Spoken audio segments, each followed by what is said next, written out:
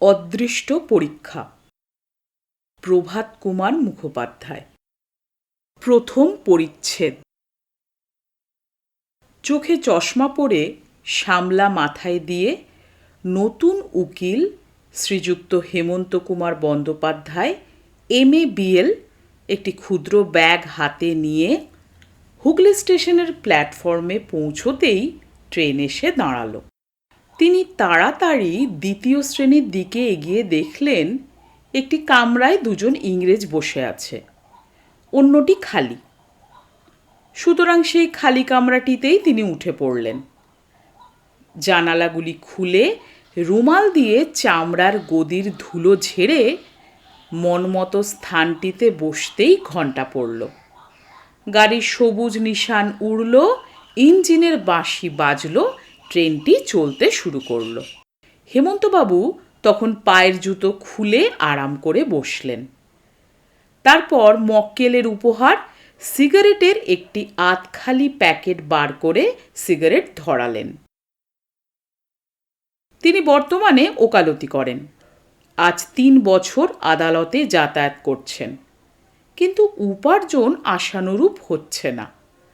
অথচ বাড়িতে স্ত্রী, 2টি কন্যা, একটি বিধবা বোন এবং বৃদ্ধা মা আছেন। বাড়িখানি পৈতৃক, ভাড়া দিতে হয় না। 3 মাস অন্তর মিউনিসিপ্যাল ট্যাক্স জমা দিলেই হয়। কিন্তু কঠোর মিতব্যয়িতা অবলম্বন করেও মাসে 100 টাকার কমে কিছুতেই সংসার চলে না। মাঝে মাঝে পুঁজি ভেঙে খেতে হয়। পরিবারের কারো অসুখ হলে বা অন্য কোনো অভাবনীয় দায় উপস্থিত হলেও পুঁজিতে হাত পড়ে, যার ফলে পুঁজিও ক্রমে ক্রমে ক্ষুদ্রাকার আকার ধারণ করেছে। হুগলিতে একটি মোকদ্দমা পেয়ে আজ এখানে এসেছিলেন। একদমে 25টি টাকা ফি পেয়ে মন আজ বেশ প্রফুল্ল। 10 দিন পরে আবার তারিখ পড়েছে, আবার আসতে হবে। মোকদ্দমাটি এখন কিছুদিন চললেই মঙ্গল। ট্রেন ছোট ছোট স্টেশনকে গ্রাহ্য না করে নিজের গর্বে ছুটছে। হেমন্তবাবু সিগারেট শেষ হলো, গোটা 2 ছোট স্টেশনও পার হয়ে গেল। তিনি উঠে গোসল কামরায় ঢুকলেন।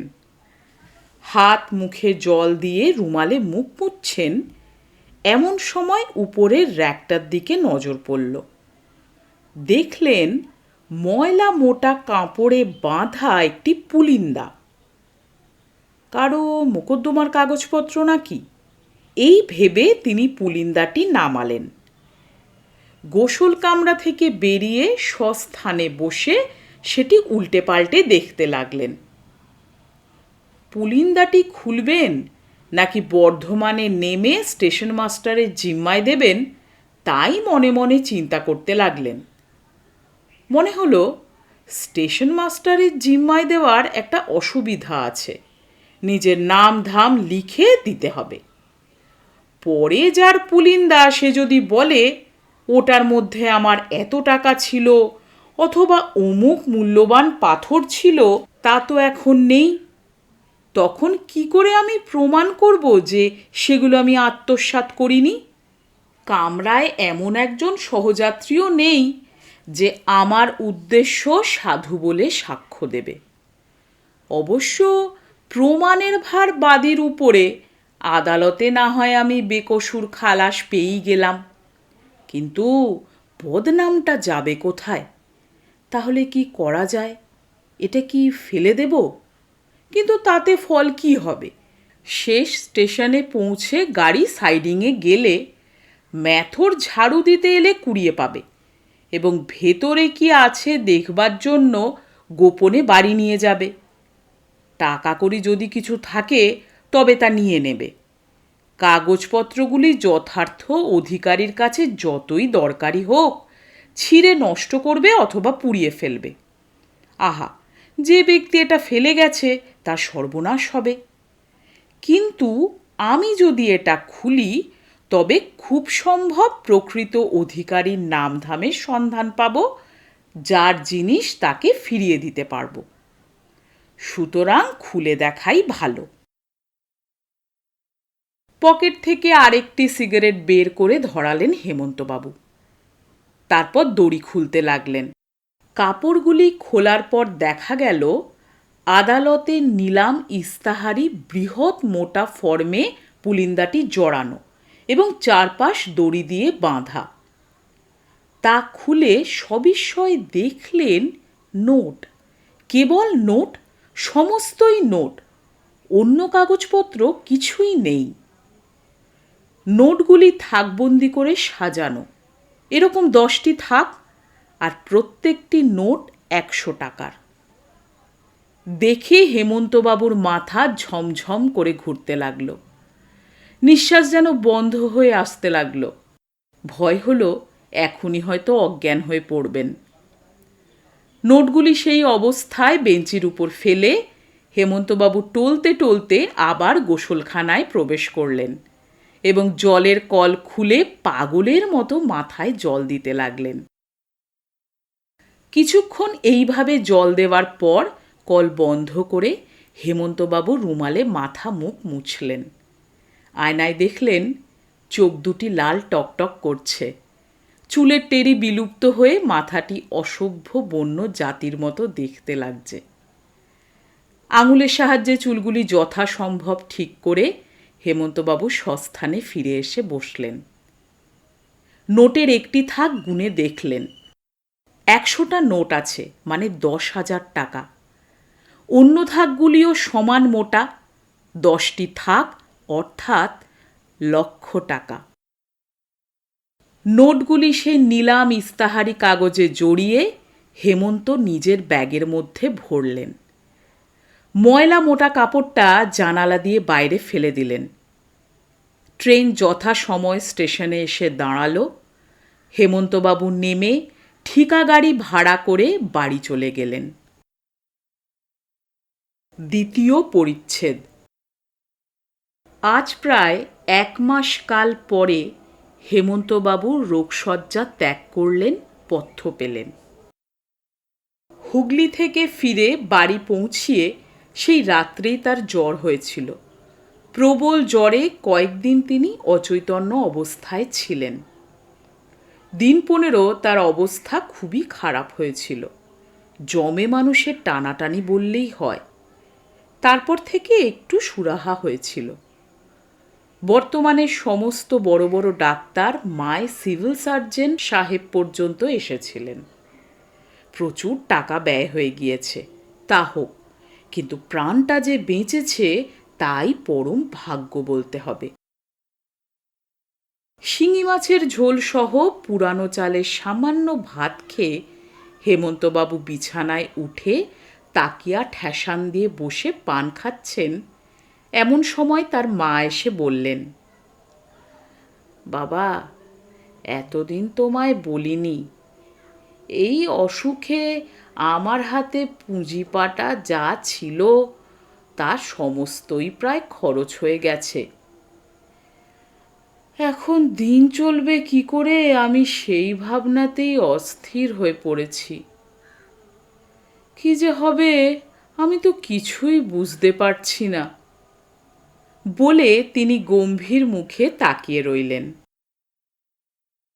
গায়ে একটু বল পেলেই আবার আদালতে বেরোবো, বলে হেমন্তবাবু ঘরের কোণে আলমারিটির দিকে তাকালেন। হুগলি থেকে সেদিন বাড়ি এসে ব্যাগটা আলমারির ভিতর তুলে রেখেছিলেন। কয়েকদিন পরে একটু জ্ঞান হলেই স্ত্রীকে বলে আলমারি খুলিয়ে ব্যাগটি বের করেছিলেন এবং স্ত্রী কাজের জন্য ভেতর বাড়ি গেলে সেটি খুলে দেখেছিলেন পুলিন্দাটি যেমন ছিল তেমনই আছে। এ কদিন শুয়ে শুয়ে তিনি ভাবলেন, যার টাকা সে নিশ্চয়ই 2-1 দিন পরে সংবাদপত্রে বিজ্ঞাপন দিয়েছে, পুরস্কার ঘোষণা করেছে।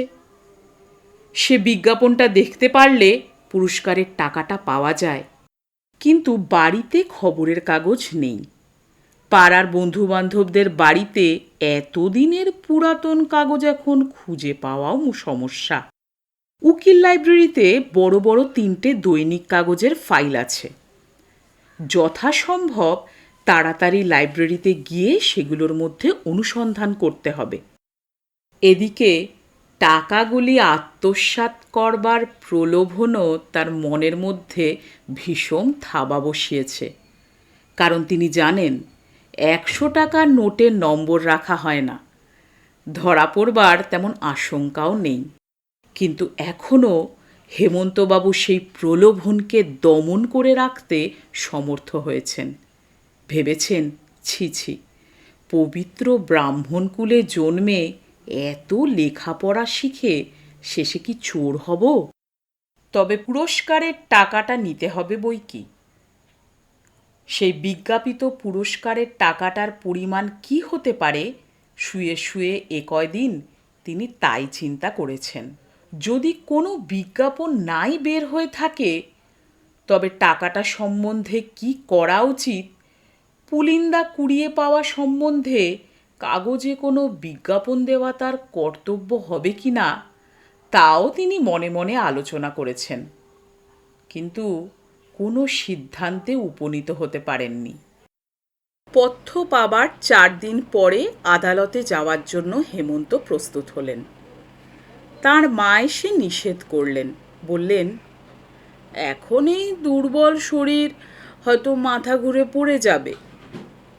নাইবা কাছারি গেলে বাবা, আরও 2-4 দিন যাক, শরীরে একটু বল পাও, তারপর বেরিও।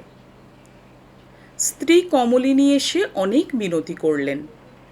হেমন্ত অনেক করে তাদের বুঝিয়ে অভয় দিয়ে কাছারিতে গেলেন। উকিল লাইব্রেরিতে তার বন্ধুবান্ধবেরা তাকে ঘিরে বসলেন ও আরোগ্য লাভের জন্য তাকে অভিনন্দন জানালেন। কিছুক্ষণ পরে একটু ফাঁক পেয়ে হেমন্ত লাইব্রেরি ঘরে গিয়ে একটি চেয়ারে খবরের কাগজগুলির ফাইলের কাছে বসলেন। যে তারিখে হুগলি থেকে ফিরেছিলেন, সেই তারিখ থেকে আজকের দিনের কাগজের বিজ্ঞাপনগুলি তন্ন তন্ন করে খুঁজলেন, কিন্তু সে সম্বন্ধে কোনো বিজ্ঞাপন দেখতে পেলেন না।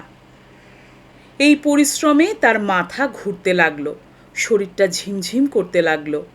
মুখে কানে জল দিয়ে 1 গ্লাস জল পান করে গাড়ি ডেকে বাড়ি ফিরে এসে নিতান্ত নির্জীবের মতো বিছানায় পড়ে থাকলেন। হেমন্তের স্ত্রী এসে কাছে বসে তাকে পাখা করতে থাকলেন, মাথায় হাত বুলিয়ে দিলেন।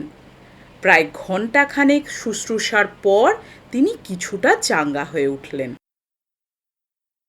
কয়েকদিন পরে আবার কাছারি গিয়ে পুলিশ গেজেটের ফাইল, কলকাতা গেজেটের ফাইল সব অনুসন্ধান করলেন, কিন্তু কোনো সন্ধান মিলল না। টাকা হারানোর কেউ কোনো বিজ্ঞাপন দেয়নি। মাসখানেক পরে হেমন্ত কলকাতা চলে গেলেন।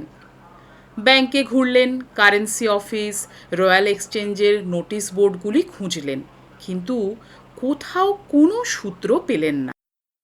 শেষ পর্যন্ত নিজের কষ্টার্জিত অর্থ ব্যয় করেই একটি প্রধান ইংরেজি সংবাদপত্রে এই মর্মে বিজ্ঞাপন দিলেন, রেলগাড়িতে ভ্রমণকালে আমি একটি পুলিন্দা কুড়িয়ে পেয়েছি। হারাবার তারিখ, স্থান, পুলিন্দায় কী ছিল ইত্যাদি বিষয় বর্ণনা সহ আবেদন করুন ইত্যাদি। পরপর 6 দিন ধরে এই বিজ্ঞাপন প্রকাশিত হলো, কিন্তু একখানি আবেদনও হেমন্ত পেলেন না। তখন তিনি এই বিষয়ে একান্ত হতাশ হয়ে একদিন তার মার কাছে আদ্যোপান্ত সমস্ত কথা জানিয়ে টাকাটার এখন কি করা উচিত সেই বিষয়ে তাঁর পরামর্শ চাইলেন। মা সমস্ত শুনে অনেকক্ষণ স্তব্ধ হয়ে বসে থাকলেন। অবশেষে বললেন, অতগুলি টাকার লোভ তুমি যে বাবা সংবরণ করতে পেরেছ, তাতে আমি বড় সুখী হয়েছি। ব্রাহ্মণের ছেলের উপযুক্ত কাজই তুমি করেছ।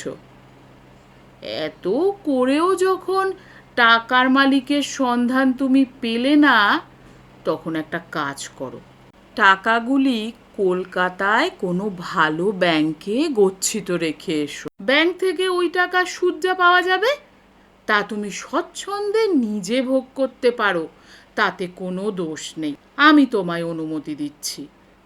যদি ভবিষ্যতে কোনো দিন টাকার যথার্থ মালিক এসে উপস্থিত হয়, ওই সমস্ত টাকাটা তাকে ফিরিয়ে দিও। হেমন্ত মায়ের আদেশ অনুসারেই কাজ করলেন। কয়েকদিন পরে কলকাতায় গিয়ে বেঙ্গল ব্যাংকে টাকাটা গচ্ছিত রেখে আসলেন। 6 মাস অন্তর 2500 টাকা সুদ আসতে লাগলো।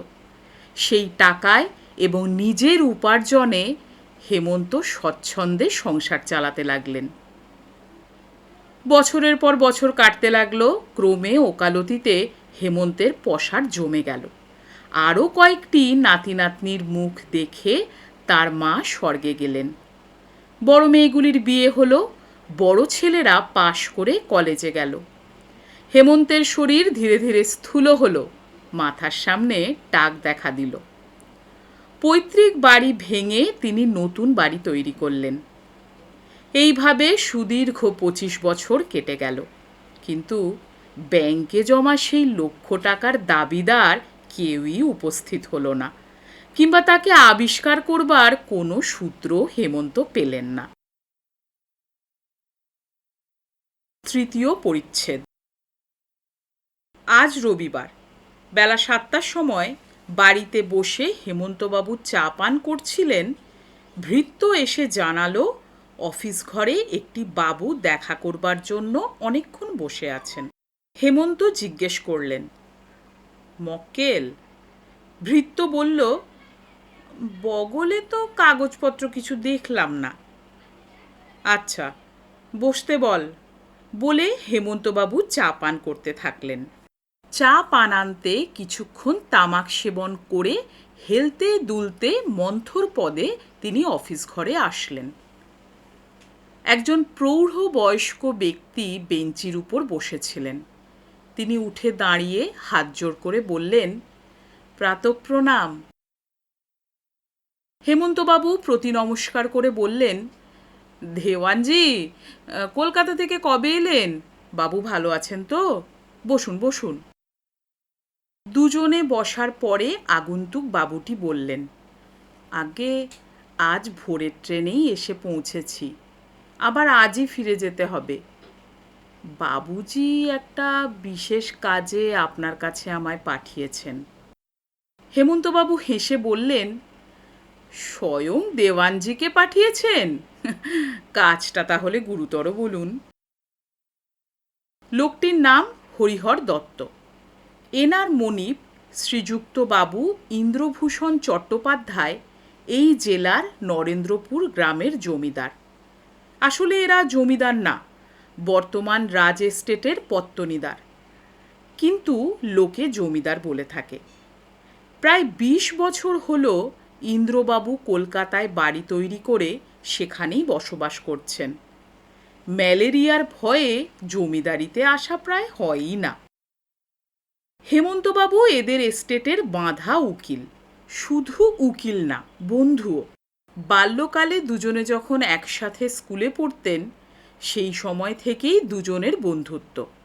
যৌবনেও সেই বাস্তবতা অব্যাহত ছিল।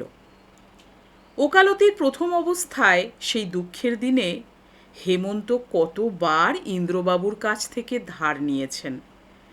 তারপর ইন্দ্রবাবু কলকাতাবাসী হলেন, তখন থেকে দেখা সাক্ষাৎ কমল। কিন্তু এখনও হেমন্তবাবু কলকাতা গেলে মামলা মোকদ্দমা সংক্রান্ত কোনো পরামর্শ না থাকলেও ইন্দ্রবাবুর বাড়িতে গিয়ে মাঝে মাঝে 2-1 ঘন্টা কাটিয়ে আসেন। দেওয়ানজি বললেন, আপনি তো জানেনই, দেনাপত্রে আমরা ইদানিং বড়ই জড়ীভূত হয়ে পড়েছি। বাবুজি এতদিন খরচপত্র খুব দরাজ হাতেই করে এসেছেন। এস্টেটের যা আয় তার থেকে অনেক বেশি খরচ করতেন, টাকাকে টাকা জ্ঞান করতেন না। আমি মাঝে মাঝে বুঝিয়েছি, কিন্তু চাকর মনিব সম্বন্ধ বেশি কিছু বলতেও পারতাম না। ফলে যা হওয়ার তাই হয়েছে। এস্টেট থেকে মেরে কেটে বড় জোর 1,50,000 টাকা তো আয়, তাতে আর কত সয় বলুন? দেনার ঠেলায় মাথার ঘায়ে কুকুর পাগল হওয়ার জোগাড়। কিন্তু সুখের বিষয় এইটুকু যে এতদিনে বাবুর সুবুদ্ধি হয়েছে, খরচপত্র একদম কমিয়ে দিয়েছেন। বাড়িতে সাহেব তোষণ বন্ধ হয়েছে। 3খানা মোটর গাড়ি ছিল, তার মধ্যে 2খানা বেচে ফেলেছেন। বাড়িতে রানীমার কুমারদের আটপৌরে ব্যবহারের জন্য এখন মিলের কাপড় কেনা হচ্ছে। আর কি বলবো, নিজেও এখন একটু কম পান করছেন। শুনে হেমন্তবাবুর মুখে একটু হাসির রেখা দেখা দিল। তিনি বললেন, এসব তো ভূমিকা, আসল কথাটা কি? দত্ত মহাশয় বললেন, বলছি, আসল কথার জন্যই তো এসেছি।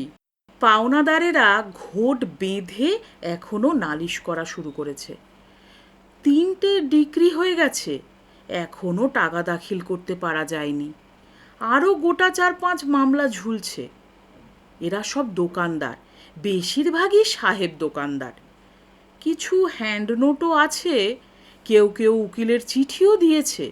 কিছুদিন হলো একজন তো বাড়ি বয়ে এসে চাকর বাকর কর্মচারীদের সামনেই বাবুজিকে অপমান করে গেছে। সেই দিন বাবুজি প্রতিজ্ঞা করেছেন, একজনের 1 পয়সাও আর বাকি রাখবো না, সমস্ত মিটিয়ে দেব। তাতে যদি আমার সমস্ত এস্টেট বিক্রি করতে হয়, সবই আচ্ছা। হেমন্তবাবু জিজ্ঞেস করলেন, দেনার পরিমাণ সব শুদ্ধ কত হবে?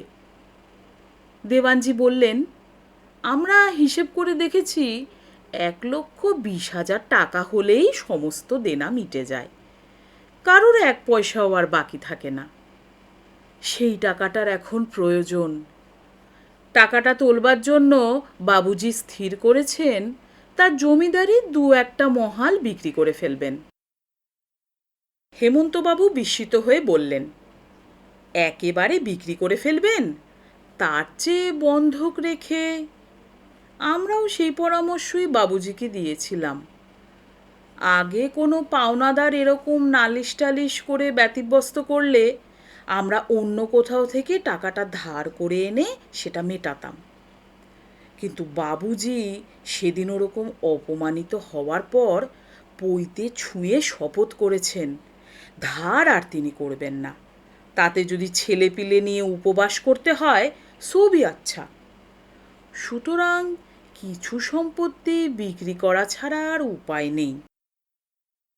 হেমন্তবাবু কিছুক্ষণ নীরবে বসে ধূমপান করলেন। শেষে বললেন, খদ্দের কেউ ঠিক হয়েছে? আগে না, কলকাতার ধনীরা পাড়াগাঁয়ের জমিদারি বড় একটা কিনতে চায় না। চাইলেও অসম্ভব কম দাম বলে। বাবুজি এই কাজটির জন্য আপনার উপরেই ভার দিতে চান। এ জেলায় আপনারও অনেক বড় বড় মক্কেল আছে, কোথাও যদি। হেমন্তবাবু ধীরে ধীরে বললেন, খদ্দের অবশ্য আমি ঠিক করে দিতে পারি, কিন্তু এটা যে বড়ই দুঃখের বিষয় দেওয়ানজি।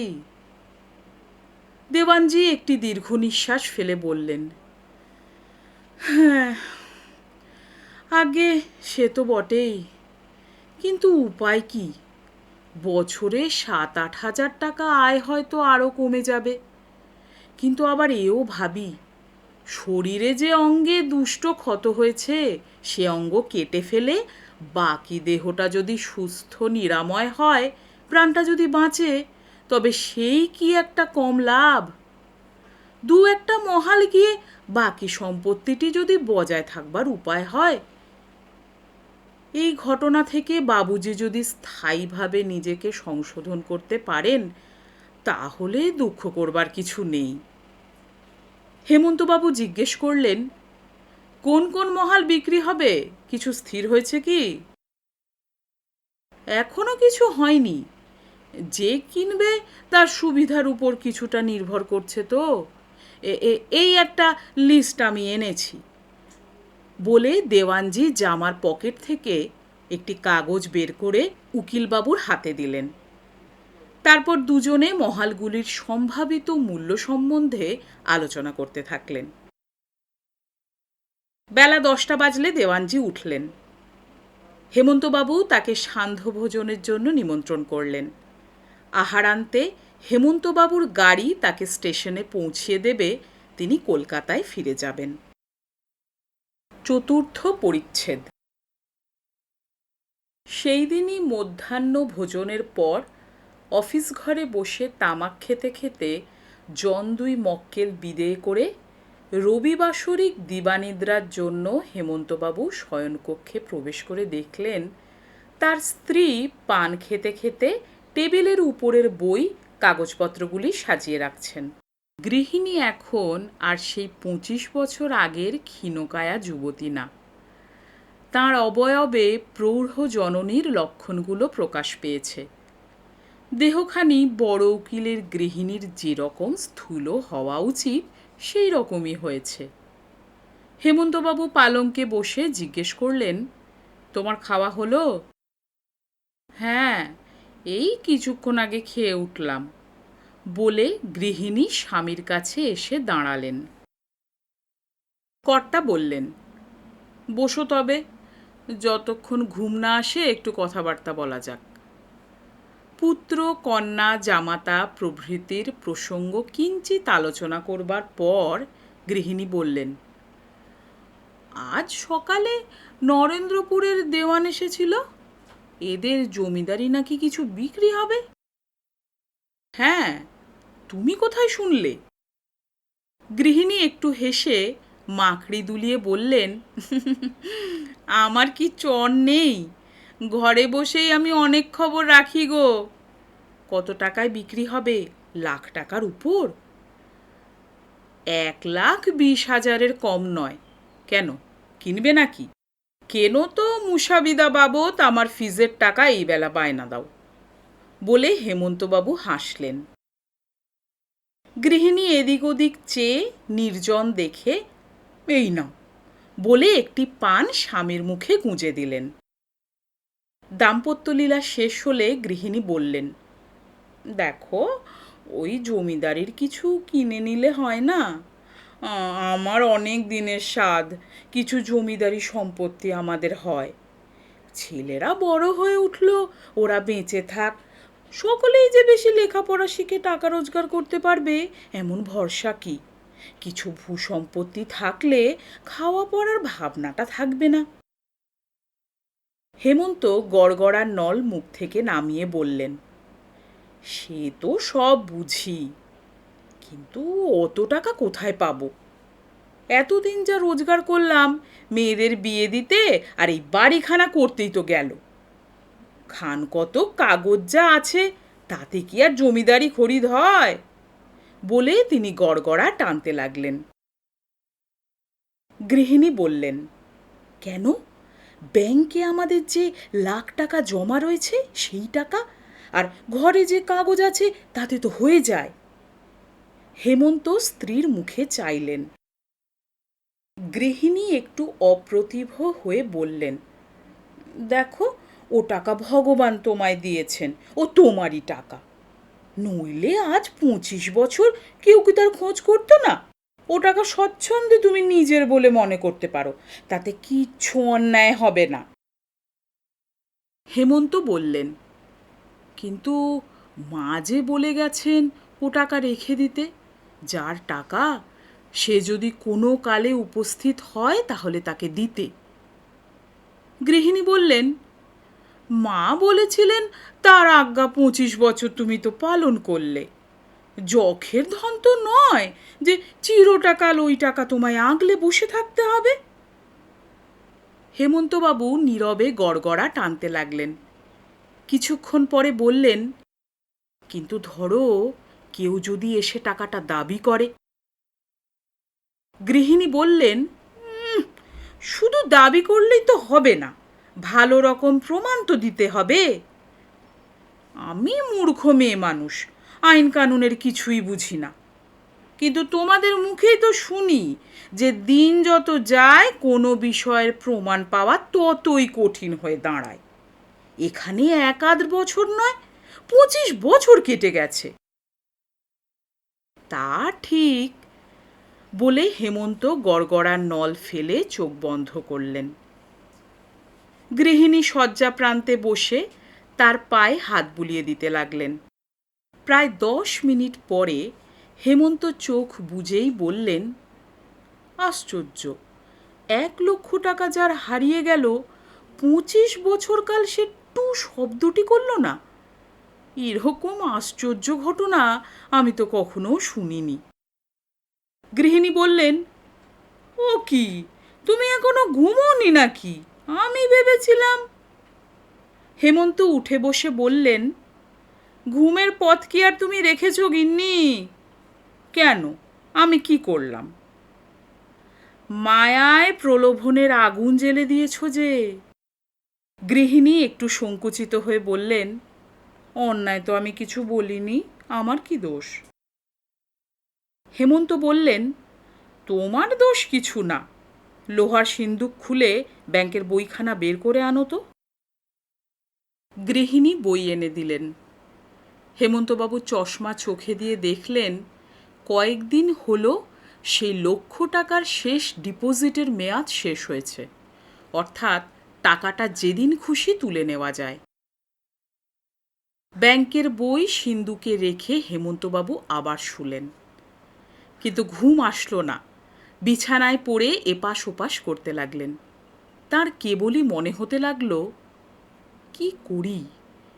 দারিদ্র্যের অবস্থায় যে প্রলোভন থেকে আত্মরক্ষা করতে পেরেছিলাম, এখন সচ্ছলতার দিনে সেই প্রলোভনের হাতে আত্মসমর্পণ করব কি? এই সমস্ত নানা চিন্তায় বেলা 3টে অবধি কাটল। হেমন্তবাবু তখন উঠে অফিস ঘরে গিয়ে দেওয়ানজি প্রদত্ত সেই বিকৃত গ্রামগুলির তালিকাটি দেরাজ থেকে বার করলেন। বর্ধমান জেলার সার্ভে ম্যাপ দেওয়ালে টাঙানো ছিল। তিনি সেটিতে বিভিন্ন গ্রামগুলির অবস্থান ভালোভাবে দেখতে থাকলেন। সন্ধ্যাবেলায় দেওয়ানজি এলে হেমন্তবাবু তাকে বললেন, দেখুন, খদ্দের আর কোথায় খুঁজে বেড়াবো, আমি নিজেই কিনে নেব মনে করছি। তালিকা বার করে বললেন, এই বাঁশডাঙ্গা আর বাঁশবেড়িয়া গ্রাম দুখানি লাগাও আছে। এই যে দুখানি, যদি 1,20,000 আপনারা দেন, ও আমি কিনে নিতে রাজি আছি। এত শীঘ্র খরিদ্দার স্থির হবে দেওয়ানজি তা স্বপ্নেও ভাবেননি। একটু সংকোচের সহিত বললেন, টাকাটা কিন্তু নগদ চাই। কেননা, হেমন্তবাবু বললেন, সেজন্য চিন্তা নেই, সব টাকাটা একসঙ্গেই দেব। দেওয়ানজি বিস্মিত চোখে হেমন্তবাবুর দিকে তাকালেন। প্রথম প্রথম সেই 2 টাকা ফিয়ের অবস্থা থেকেই উকিলবাবুকে তিনি দেখে আসছেন। বছরের পর বছর অল্পে অল্পে কেমন করে পসার বেড়ে বর্তমান অবস্থায় তিনি এসেছেন তাও তিনি জানেন। কিন্তু একসঙ্গে 1,20,000 টাকা বার করে দেবার ক্ষমতা জেনার হয়েছে, এটা দেওয়ানজির জানা ছিল না। আরও পক্ষকাল পরে গৃহিণীর আশা পূর্ণ হলো। হেমন্তবাবু জমিদার হলেন। বাঁশডাঙ্গা ও বাঁশবেড়িয়া গ্রাম দুটির মালিক হলেন। এই দুটি গ্রামে অনেক গড় গোয়ালার বাস। অল্প মূল্যে খাঁটি গব্যঘৃত, ক্ষীর, ছানা, দই সেখান থেকে আসতে লাগলো। গৃহিণীর স্থূলদেহ স্থূলতর হয়ে উঠল। আরও 5 বছর কেটে গেছে। একদিন সকালে হেমন্তবাবু হঠাৎ টেলিগ্রাম পেলেন, কলকাতায় তাঁর বন্ধু ও মক্কেল ইন্দ্রভূষণ বাবু মৃত্যুশয্যায় শায়িত। হেমন্তবাবুর সঙ্গে তিনি অন্তিম সাক্ষাৎ কামনা করেন। হাতের মোকদ্দমাগুলির কাগজপত্র জুনিয়র উকিলবাবুকে বুঝিয়ে দিয়ে আহারান্তে সেই দিনই হেমন্তবাবু কলকাতায় যাত্রা করলেন। 5ম পরিচ্ছেদ। নিজের শরীরকে দীর্ঘকাল অত্যাচার করার ফলে ইন্দ্রভূষণবাবু কঠিন রোগগ্রস্ত হয়ে পড়েছেন। শহরের বড় বড় সাহেব ডাক্তার, বাঙালি ডাক্তার, কবিরাজ আজ মাসাধিক কাল চিকিৎসা করছেন, কিন্তু কিছুতেই একটু সুরাহা হয়নি। রোগ ক্রমে বেড়েই চলেছে। অবস্থা দেখে নিতান্ত নিকটাত্মীয় ছাড়া অন্য সকলেই তার বাঁচার আশা এক প্রকার ছেড়েই দিয়েছিল। গতকাল ডাক্তারেরাও জবাব দিয়েছেন। অনেক সময় ইন্দ্রবাবু সংজ্ঞাহীন অবস্থাতেই থাকেন, মাঝে মাঝে 2-1 ঘন্টার জন্য জ্ঞান হয়। গতকাল দুপুরে এই অবস্থায় তিনি হেমন্তবাবুর সঙ্গে সাক্ষাতের অভিলাষ দেওয়ানজির কাছে বলেছিলেন, সেই জন্য বর্ধমানে তাকে তাড় করা হয়েছিল। বেলা 5টার সময় হেমন্তবাবুর গাড়ি এসে ইন্দ্রবাবুর ফটকের কাছে দাঁড়ালো। ভেতরে প্রবেশ করে নিচেই দেওয়ানজি ও অন্যান্য কর্মচারীর সঙ্গে দেখা হলো। দেওয়ানজি সজল চোখে তার প্রভুর অবস্থা সমস্তই হেমন্তবাবুকে জানালেন। হেমন্ত দুঃখ প্রকাশ করতে লাগলেন, জিজ্ঞাসা করলেন, আচ্ছা, আমার সঙ্গে দেখা করবার জন্য দাদা এত ব্যাকুল হয়েছেন কেন, তা কিছু আপনি শুনেছেন? কোনো বিশেষ কারণ আছে কি? দেওয়ানজি বললেন, আপনি তার বাল্যকালের বন্ধু, সেই জন্যই বোধ হয়।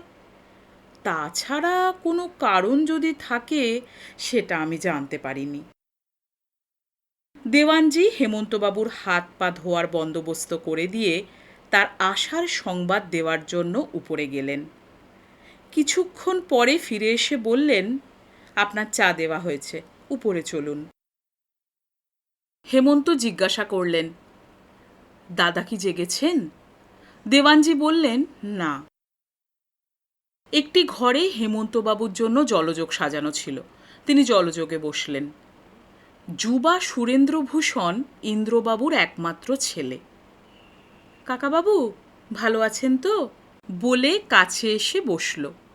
চিকিৎসা ও চিকিৎসক সম্পর্কে কথা বলতে লাগলো।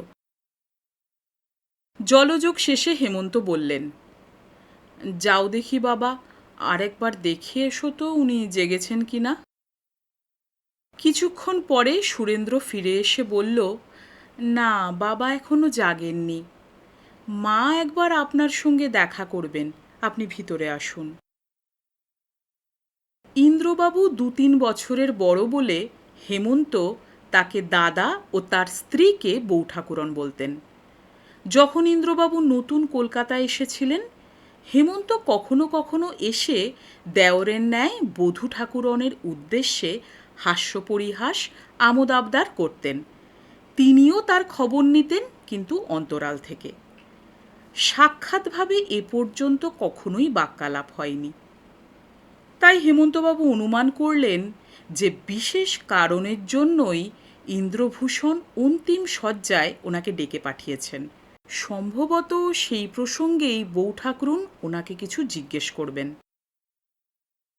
সুরেন্দ্র তাকে নিয়ে গিয়ে একটি ঘরে বসিয়ে মাকে আনতে গেল। একটু পরেই অবগুণ্ঠিতা একজন প্রৌঢ়া ঘরে প্রবেশ করলেন। বউ ঠাকুরুন বলে হেমন্ত তাকে প্রণাম করে তার বিষাদে অবনত চোখ দুটির দিকে দেখলেন। গৃহিণী মাথার কাপড় একটু তুলে ছেলেকে বললেন, ও বাবা, তুমি ও ঘরে গিয়ে বসো। হেমন্ত সবিস্ময়ে তাঁর মুখের পানে চাইলেন। কি এমন কথা ইনি বলবেন যা ছেলেরও শোনা বারণ? সুরেন্দ্র চলে গেলে গৃহিণী জল ভরা গলায় বললেন, বসো ঠাকুরপো, বসো। আপনি বসুন, বলে হেমন্ত চেয়ারটায় বসলেন। গৃহিণী বসলেন না, তিনি নীরবে দাঁড়িয়ে থাকলেন। হেমন্ত তাঁর এই সংকোচ দেখে বললেন, আমাকে কি বলবেন বউ ঠাকুরুন? গৃহিণী সংকোচের সঙ্গে বললেন, ঠাকুরপো, কর্তা তোমায় কেন ডেকে পাঠিয়েছেন তা কিছু তুমি জানো কি? না, আমি তো কিছু জানি না, আপনি জানেন? গৃহিণী বললেন, না, আমিও বিশেষ কিছু জানি না, তবে তিনি আমায় বলেছেন তোমার নাম করে। এক সময় আমি তার একটা ভয়ানক অনিষ্ট করেছি। সে আমাকে ক্ষমা না করলে পরলোকে আমার গতি হবে না। এটুকু মাত্র তিনি আমায় বলেছেন, আর কিছুই বলেননি। আমি জিজ্ঞাসা করেছিলাম, কিন্তু তিনি উত্তর দেননি, চুপ করেছিলেন। হয়তো তার মনে কষ্ট হচ্ছে, এই ভেবে আমি আর পীড়াপিড়ি করিনি। খুব সম্ভব সেই বিষয়ে তোমার কাছে ক্ষমা চাইবার জন্যই তিনি তোমায় ডেকে পাঠিয়েছেন।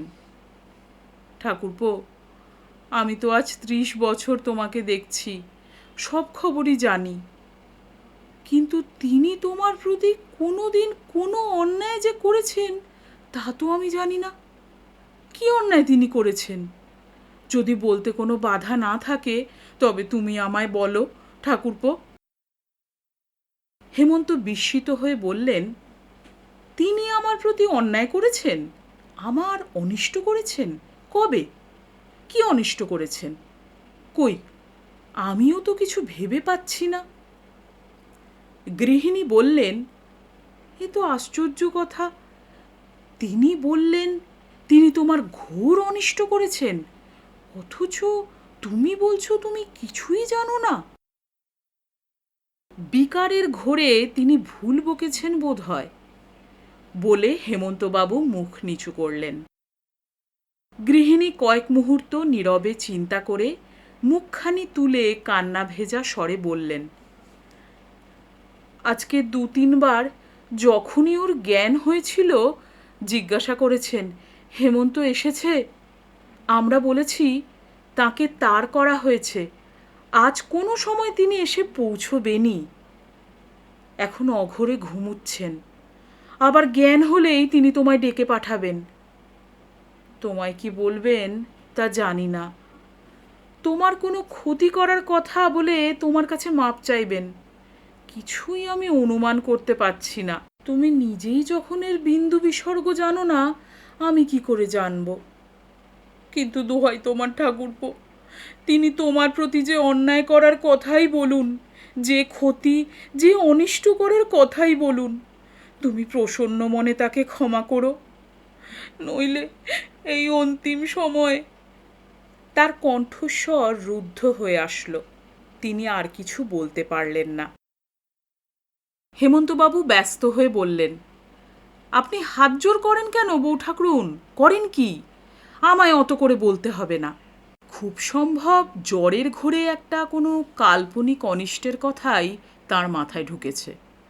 যদি বাস্তবিকই কিছু হয়, আমি আপনার কাছে কথা দিচ্ছি, আমি এমনভাবে উত্তর করব যাতে তার মনে কোনো ক্ষোভ, কোনো অশান্তি না থাকে। আপনি সে সম্বন্ধে নিশ্চিন্ত থাকুন বউ ঠাকরুন। ষষ্ঠ পরিচ্ছেদ। 1 ঘণ্টা পরে ইন্দ্রভূষণবাবুর আবার জ্ঞান সঞ্চার হল। গৃহিণী যেরূপ বলেছিলেন, জেগেই তিনি হেমন্তবাবুর খোঁজ করলেন। হেমন্তবাবু অনতিবিলম্বে তার শয্যাপাশে এসে দাঁড়ালেন। ইন্দ্রভূষণ ক্ষীণ স্বরে বললেন, হেমন্ত, এসেছো ভাই? আমার মেয়াদ তো শেষ হয়ে এসেছে, তোমাকে আমার কিছু বলবার আছে, সেটা না বললে আমার প্রাণ বেরোচ্ছে না। ওগো, তোমরা সবাই একবার ও ঘরে যাও। উপস্থিত সকলে ধীরে ধীরে সেখান থেকে প্রস্থান করলেন। যাবার সময় গৃহিণী মিনতিপূর্ণ দৃষ্টিতে হেমন্তবাবুর দিকে চাইলেন। ঘর নির্জন হলে ইন্দ্রভূষণবাবু বললেন, বেশি কথা বলবার সময় নেই, শক্তিও নেই। হেমন্ত, মনে আছে তোমার ওকালতির সেই প্রথম অবস্থা? বড় কষ্টে তোমার দিন যাচ্ছিল। হেমন্ত বললেন, হ্যাঁ দাদা, মনে পড়েছে বই কি। তোমার কাছে সেসব দিনে অনেক সাহায্য আমি পেয়েছি, জীবনে তা কি ভুলবো? যাক, তখন 3 বছর না 4 বছর তোমার প্র্যাকটিস হয়েছে। লন্ডনে যে লটারি খেলা হয়, আমি সেই লটারির 2খানা টিকিট কেটেছিলাম, একখানি তোমার জন্য, একখানি আমার নিজের জন্য। তোমার আসল ঠিকানাটা না দিয়ে আমার কেয়ারেই রেখে দিয়েছিলাম। ওহ, গলা শুকিয়ে যাচ্ছে, একটু জল। হেমন্ত স্থাণুবৎ এই কাহিনী শুনলেন। তার মনে হচ্ছিল এ তো জ্বরের প্রলাপ নয়। পাশের টেবিলে জলের গেলাস ছিল, 2-3 চামচ জল রোগীকে তিনি পান করিয়ে দিলেন। জল পান করে একটু সুস্থ হয়ে ইন্দ্রভূষণবাবু ধীরে ধীরে বলতে লাগলেন, দুজনেরই অদৃষ্ট পরীক্ষার জন্য টিকিট দুখানি কিনেছিলাম। কতদিন হলো, সে আজ বোধহয় 30 বছরের কথা নয়? আজ 30 বছর পরে তোমায় জানাচ্ছি, তোমার টিকিটটা 1 লক্ষ টাকা প্রাইজ পেয়েছিল। হেমন্ত অস্ফুট স্বরে বলে উঠলেন, অ্যাঁ? ইন্দ্রবাবু বলতে থাকলেন, যখন চিঠি এলো তখন আমি দেশের বাড়িতে, একখানা ক্রস করা চেক, কলকাতায় যে লন্ডনের ব্যাংক আছে সেই ব্যাংকের উপর চেক, তোমার নামে আমার কেয়ারে রেজিস্ট্রি করা চিঠি, তার ভেতর তোমার নামে 1 লক্ষ টাকা আর আমার টিকিটে 0। দেখে আমার বুকের ভেতরটায় যেন আগুন জ্বলতে লাগলো। আমি যে এত ক্ষুদ্রমনা তা আগে জানতাম না। বুকের সেই আগুন বুকে চেপে রেখে ভাবলাম তোমায় গিয়ে খবরটা দিই, চেকখানা তোমায় দিয়ে আসি। উহ, আর একটু জল। হেমন্ত আবার তাকে জল পান করালেন। জল পান আনতে ইন্দ্রবাবু বলতে থাকলেন, তারপর শয়তান আমায় ভর করল। ভাবলাম আমি আত্মসাৎ করব, আমিই তো টাকা দিয়ে টিকিট কিনেছিলাম, সুতরাং তোমারও টাকায় কিসের অধিকার? শয়তানি এই কুযুক্তি আমার মাথায় এনে দিলে। কিছুতেই লোভ সংবরণ করতে পারলাম না। ক্রস করা চেক কোনো ব্যাংকের মারফত ভিন্ন ভাঙানো যাবে না। চেকের পিঠে তোমার নামটি আমি জাল করলাম। কলকাতায় গিয়ে আমার ব্যাংকে সেই চেক জমা দিয়ে পরদিন 1 লক্ষ টাকা বের করে নিলাম। সেই সময় জয়রামপুরে বাবুদের একখানা খুব ভালো মহাল দেনার দায় বিক্রি হচ্ছিল। সেই মহালটা কিনে নেবার জন্যেই টাকাটা ব্যাংক থেকে তুলে নিয়ে বাড়ি আসছিলাম। আমি যে নিতান্ত ক্ষুদ্রমনা তা নয়, কিন্তু আমি যে এত লোভী, এমন শঠ প্রবঞ্চক, আগে আমি তা জানতাম না। যা হোক, টাকাটা নিয়ে বাড়ি আসছিলাম, কিন্তু মাথার উপরে ঈশ্বর আছেন যে, আর অদৃষ্ট বলে একটা জিনিস আছে, সেটা ভুললেই বা চলবে কেন? ওই 1 লক্ষ টাকা যদি আমার অদৃষ্টে থাকতো তাহলে আমার টিকিটেই তো উঠতে পারত, তা তো ওঠেনি। 1 লক্ষ টাকার নোটের সেই বান্ডিল নিয়ে ট্রেনে বর্ধমান যাচ্ছিলাম, সঙ্গে হুইস্কি ছিল। গাড়িতে বসে ঢালছিলাম আর খাচ্ছিলাম। এক সময় বাথরুমে যাই, নোটের বান্ডিলটা র্যাকের উপর রেখে মুখ ধুচ্ছিলাম। এমন সময় গাড়ি শ্রীরামপুরে এসে দাঁড়ালো। সোডা ফুরিয়ে গিয়েছিল। তাড়াতাড়ি নেমে আইস ভেন্ডারকে সোডা আনতে বলতে গিয়েছিলাম। হঠাৎ ট্রেন ছেড়ে গেল। 1 লক্ষ টাকার নোটের বান্ডিল গাড়িতে গোসলখানার সেই র্যাকেই পড়ে রইল। চলন্ত গাড়িতে লাফিয়ে উঠবার জন্য আমি ছুটলাম। স্টেশনের লোকেরা হা হা করে আমার পিছু পিছু ছুটে আমায় ধরতে এলো। টানাটানিতে আমি ধরাস করে প্ল্যাটফর্মে পড়ে গেলাম। একখানা ইট না পাথর কি ছিল, মাথায় আঘাত পেয়ে অজ্ঞান হয়ে পড়লাম। পরমায়ু ছিল, তাই গাড়ি আর প্ল্যাটফর্মের ফাঁকের মধ্যে পড়িনি। স্টেশনের লোক অজ্ঞান অবস্থায় আমায় হাসপাতালে পাঠিয়েছিল। সেখানে 8-10 ঘন্টা পরে আমার চৈতন্য হয়। পরদিন বাড়ি আসি। এই কাহিনী শুনে হেমন্তর বুদ্ধিশুদ্ধি সবই যেন গোলমাল হয়ে যেতে থাকলো। মাথার 2 রগ আঙুলের টিপে ধরে তিনি নীরবে বসে থাকলেন। তার কেবলই মনে হতে লাগলো, তাই কি, তাই কি? ইন্দ্রবাবু বললেন, হাসপাতালে জ্ঞান হতেই টাকার খোঁজ নেবার কথা আমার মনে হয়েছিল, কিন্তু ভাবলাম তাতে ফল কি হবে? কেউ না কেউ সেটা পেয়েছে, সে কখনোই দেবে না বা স্বীকার করবে না। যদি এই নিয়ে এখন একটা গোলমাল বাঁধাই, তাহলে আমার জাল করা ধরা পড়ে যাবে। সকল ব্যাপার খবরের কাগজে উঠবে, কেলেঙ্কারির এক শেষ। হয়তো আমায় জেলেও যেতে হবে, তাই চুপ করে থাকলাম। এবার এই ব্যারামে পড়ে প্রায় আমার মনে হয়েছে, তোমার আমি এই যে মহা ক্ষতিটি করেছি, এই যে প্রবঞ্চনাটি তোমায় করেছি, তার পাপ কি আমায় লাগবে না? তার প্রতিফল পরলোকে গিয়ে কি আমায় নিতে হবে না? দিন যতই এগিয়ে আসছে এই চিন্তা আমার মনে ততই প্রবল হয়েছে। তাই তোমায় ডেকে পাঠিয়েছি ভাই। সেই সময় এই টাকাটা পেলে তোমার কষ্ট ঘুচে যেত, কিন্তু ঈশ্বরের ইচ্ছায় এখন তোমার কোনো অভাব নেই। 1,20,000 টাকা দিয়ে তুমি সম্পত্তি কিনেছ। 30 বছর আগে তোমার এই যে ক্ষতিটি আমি করেছি, আজ তুমি তার জন্য আমায় মাপ করো ভাই। বলো, বলো আমায় ক্ষমা করলে। ইন্দ্রবাবুর 2 চোখ থেকে ঝরঝর করে জল পড়তে লাগলো। হেমন্তবাবু তার হাত দুখানি নিজের হাতে নিয়ে বললেন, দাদা, শান্ত হও, শান্ত হও। অদৃষ্ট ছাড়া পথ নেই, তুমি যে বলেছ সে কথাই ঠিক। সেই টাকা আমারই অদৃষ্টে ছিল, আমি তা পেয়েছি।